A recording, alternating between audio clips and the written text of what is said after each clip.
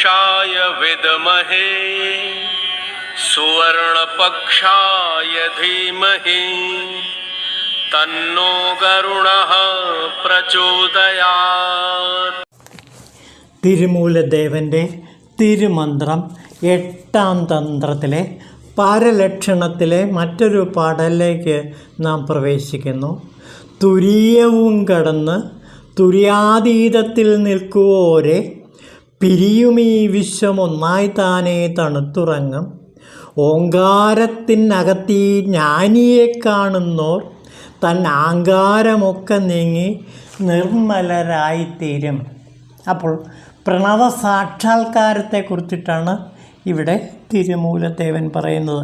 അതുതന്നെ തുര്യാതീതമായ തലവും തുര്യവും കടന്ന് തുര്യാതീതത്തിൽ നിൽക്കുവോരെ പിരിയുമീ വിശ്വം ഒന്നായി താനേ തണുത്തുറങ്ങും. അപ്പോൾ തുര്യാതീത നിലയിൽ നിൽക്കുന്ന ഓങ്കാര സാക്ഷാത്കാരം കിട്ടിക്കഴിഞ്ഞ ഒരു ജീവൻ മുക്തൻ അയാളെ പിരിയുമീ വിശ്വം ഒന്നായി, ഈ വിശ്വം ഒന്നായി പിരിഞ്ഞിരിക്കുന്നു. വിശ്വം അയാളെ പിന്നെ ബാധിക്കുകയില്ല. അതായത് ഈ പ്രപഞ്ചത്തിലെ ഓരോ കാര്യങ്ങളും, ഈ പ്രപഞ്ചത്തിലെ സുഖദുഃഖങ്ങളോ അല്ലെങ്കിൽ സന്തോഷ സന്താപങ്ങളോ ഒന്നും തന്നെ ആ ജീവൻ മുക്തനെ ബാധിക്കുകയില്ല. അദ്ദേഹം ഈ ഭൂമിയിൽ തന്നെയാണ്, ഈ പ്രപഞ്ചത്തിൽ തന്നെയാണ് ജീവിക്കുന്നതെങ്കിലും വിശ്വമാകെ അയാളിൽ നിന്ന് പിരിഞ്ഞ് വേറിട്ട് നിൽക്കുന്നു. എപ്രകാരമാണോ മോരും വെണ്ണയും വേർപിരിഞ്ഞിരിക്കുന്നത്, അതേപോലെ വെണ്ണയാകുന്ന ആ ശിവസ്വരൂപത്തിൽ ലയിച്ചിരിക്കുന്ന ഈ സാധകനെ പ്രപഞ്ചമാകുന്ന മോര് ഒരിക്കലും ബാധിക്കുകയില്ല, അതിൽ അയാൾ ലയിച്ചു ചേരുകയുമില്ല. അപ്പോൾ താമരയിലെ വെള്ളത്തുള്ളി പോലെ ഈ പ്രപഞ്ചത്തിലാണ് ജീവിക്കുന്നതെങ്കിലും ഈ പ്രപഞ്ചത്തിലെ സുഖദുഃഖങ്ങളോ നന്മ തിന്മകളോ ധർമാധർമ്മങ്ങളോ ഒന്നും തന്നെ ആ ജീവൻ മുക്തനെ ബാധിക്കുകയില്ല. ഓങ്കാരത്തിനകത്ത് ജ്ഞാനിയെ കാണുന്നവർ, അദ്ദേഹം ഓങ്കാരത്തിനകത്താണിരിക്കുന്നത്. ഈ ജ്ഞാനി ഓങ്കാരം തന്നെയായി പരിണമിച്ചിരിക്കുന്നു. അങ്ങനെ ഓങ്കാരം ആയി പരിണമിച്ച് കഴിയുമ്പോൾ അതിലെ ആങ്കാരമൊക്കെ നീങ്ങി നിർമ്മലമായി തീരും. ആങ്കാരം അതായത് പ്രപഞ്ചത്തിൻ്റെ മാലിന്യങ്ങളോ പ്രപഞ്ച സൃഷ്ടിയുടെ രഹസ്യങ്ങളോ ഒന്നും തന്നെ അയാളെ ബാധിക്കുകയില്ല. സൃഷ്ടി നിയമങ്ങളൊന്നും, ഈ പ്രപഞ്ച നിയമങ്ങളൊന്നും, ഈ പ്രകൃതി നിയമങ്ങളൊന്നും തന്നെ ആ ഓങ്കാര സാക്ഷാത്കാരം ലഭിച്ച സാധകനെ ബാധിക്കുകയില്ല. അത് കാരണം ഓങ്കാരം തന്നെയായി ആ ജീവൻ മുക്തൻ മാറിക്കഴിഞ്ഞിരിക്കുന്നു. ആ ജ്ഞാനി ഓങ്കാരം തന്നെയാണ്. അതോടെ ഓങ്കാരത്തിലെ അകാരം അപ്രത്യക്ഷമാകുന്നു. അകാരം ഉകാരം അകാരം എന്ന് നാം നേരത്തെ കണ്ടിരുന്നു. ഓങ്കാരം, അതിലെ അകാരം സൃഷ്ടിയുടെ ജീവതത്വമാണ്. ആ ജീവതത്വം അല്ലെങ്കിൽ പ്രകൃതി നിയമങ്ങൾ, ആ സൃഷ്ടി നിയമങ്ങളൊന്നും തന്നെ പിന്നെ ഈ ജീവൻ മുക്തനെ ബാധിക്കുകയില്ല. നാലാമത്തെ നാദത്തിൻ്റെ അന്തത്തിൽ ആ സാധകൻ എത്തിച്ചേരുന്നു. നാദാന്ത തലത്തിൽ ഓങ്കാരത്തിൻ്റെ നാലാമത്തെ മാത്രയായ അർത്ഥമാത്രയായ അല്ലെങ്കിൽ അമാത്രയായ ആ നാദഭൂമിയിൽ ലയിച്ചിരിക്കുകയായിരിക്കും, ശിവനിൽ ലയിച്ചിരിക്കുകയായിരിക്കും ആ ജീവൻ മുക്തൻ. അപ്പോൾ നാദാന്ത നിലയിൽ എത്തിച്ചേർന്ന ഒരു ജീവൻ മുക്തൻ്റെ ഓങ്കാര സാക്ഷാത്കാരത്തെക്കുറിച്ചിട്ടാണ് ഇവിടെ തിരുമൂലദേവൻ നമ്മളോട് പറയുന്നത്. ഈ ഭാഗം ഇതേ തിരുമൂല ദർശനം തന്നെ നമുക്ക് ശ്രീനാരായണ ഗുരുദേവൻ്റെ ആത്മോപദേശ ശതകത്തിലെ 2 പദ്യങ്ങളിൽ കാണാവുന്നതാണ്. നോക്കൂ, ആത്മോപദേശ ശതകത്തിലെ ഗുരുദേവൻ്റെ വാണി. അധിക വിശാലമരുപ്രദേശമൊന്നായി നദി പെരുകുന്നത് പോലെ വന്നു നാദം. ശ്രുതികളിൽ വീണ് തുറക്കും അക്ഷി എന്നും അതമിയലും യതിവരനായിടേണം. ധ്വനിമയമായ ഗഗനം സ്ഫുരിക്കും. അന്നാളണയും അതിങ്കൽ അശേഷ ദൃശ്യജാലം. പുനരവിടെ ത്രിപുടിക്ക് പൂർത്തി നൽകും. സ്വനവുമടങ്ങിടും സ്വയം പ്രകാശം. സ്വനവുമടങ്ങുന്ന സ്വയം പ്രകാശമായ ആ നാദാന്ത നിലയിലേക്ക് ശ്രീനാരായണ ഗുരുദേവൻ എത്തിച്ചേർന്നപ്പോഴുണ്ടായ ആ അവസ്ഥയെ അദ്ദേഹം ഇവിടെ വാക്കുകളിലൂടെ ആവിഷ്കരിക്കുകയാണ്. വാക്കുകളിലൂടെ ഈ നാദാന്ത നിലയെ ആവിഷ്കരിക്കാനാവില്ല. എന്നിട്ടും ഗുരുദേവൻ്റെ അത്ഭുതകരമായ വാണി ആ നാദാന്ത നിലയെ വാക്കുകളിൽ, ഭാവത്തിൽ, ധ്വനിയിൽ ഒപ്പിയെടുക്കുന്നു. ഈ 2 ശ്ലോകങ്ങളും ആത്മോപദേശ ശതകത്തിലെ 2 സ്ഥലത്തായിട്ടാണ് ചേർത്തിരിക്കുന്നത്. അവ തുടർച്ചയായി മനനം ചെയ്യപ്പെടേണ്ട ഉപദേശങ്ങളാണ്. ഈ ഉപദേശങ്ങൾ മനനം ചെയ്യുമ്പോൾ ശ്രീ വിദ്യാനന്ദ തീർത്ഥപാദ സ്വാമികൾ പറയുന്ന ചില ഭാഗങ്ങളുണ്ട്. ശ്രദ്ധാലുക്കൾ തിരിഞ്ഞു പിടിച്ച് അനുസന്ധാനം ചെയ്തു കൊള്ളട്ടെ എന്ന് കരുതിയാവാം ഗ്രന്ഥത്തിൽ ഇങ്ങനെ അദ്ദേഹം ഗുരുദേവൻ എഴുതിയിരിക്കുന്നത്. ഇവയിൽ ആദ്യത്തെ ശ്ലോകം പ്രണവോപാസകൻ്റെ പ്രാരംഭദശയിലുള്ള അനുഭവമാണ് ചൂണ്ടിക്കാണിക്കുന്നത്. വിശാലമായ മരുപ്രദേശം മുഴുവൻ വ്യാപിച്ച് നദി ഒഴുകി വരുമ്പോൾ ഉണ്ടാകുന്ന ഇരമ്പൽ പോലെ ഉപാസകൻ്റെ ചെവികളിൽ പ്രണവധ്വനി നിരന്തരം മുഴങ്ങിക്കൊണ്ടിരിക്കും. ഇത് പ്രണവോപാസകൻ്റെ ആദ്യത്തെ അവസ്ഥയാണ്. അപ്പോഴാണ് അയാളുടെ മനസ്സ് ആത്മാഭിമുഖമായി തിരിയുന്നത് എന്ന് തുറക്കുമക്ഷി എന്ന പദം സൂചിപ്പിക്കുന്നുണ്ട്.